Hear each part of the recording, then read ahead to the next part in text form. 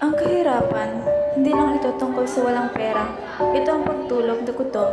Ito ang pangarap na ipagpapalit sa isang araw na may makakain. Ito ang rehas na hindi mo nakikita, pero nararamdaman mo araw-araw. Kulong ka sa kawalan, kulong ka sa takot na bukas. Hindi ka pa rin, pero kahit nakakulong, ang Pilipino, marunong pa rin mangarap. Dahil naniniwala ka ng isang araw, mababasag din ang rehas na ito. Ang pinakamahirap na parte sa pagiging estudyante kapag kulang ka sa budget? Siyempre, para sa akin, pag isang estudyante, kailangan talaga natin ng budget. Siyempre, pag kunwari may gawain kayo sa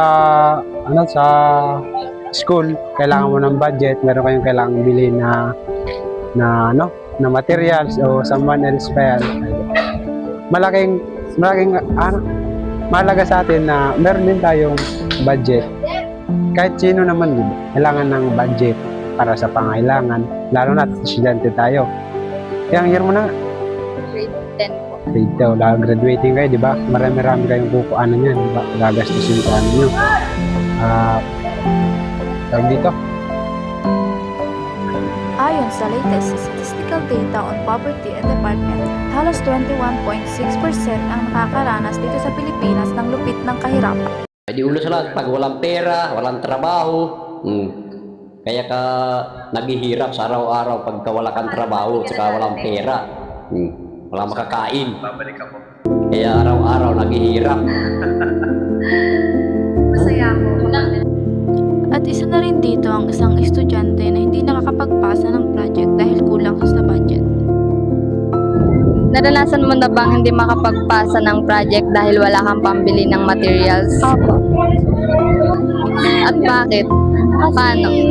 Ano po, di po ako nabigyan na mama ng pera po kasi allowance lang po yung binibigay sa akin every week. Kaya paminsan po kulang yung mga, tas mahal pa po yung mga bilihin na gamit. Yun lang. At isa na rin dito si Nanay, tinanong namin kung paano naapektuhan ng kahirapan ang pang-araw-araw na pamumuhay nila ng kanyang pamilya. Dahil siyempre, pag yung pang-araw-araw natin, lalo sa hanap buhay, yung namin pamilya, siyempre, hindi siya diretsong lalo sa titinda, hindi ganun yung ng mga tao, yung pagbenta o pagbili nila sa mga tindahan. Sa kahirapan na ating nararanasan, ano kaya ang pinakamabisang paraan?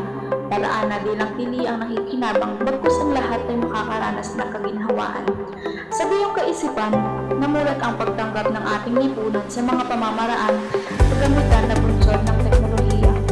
Mula sa masusing pag-aaral, ang mga teknolohiya na naglalaro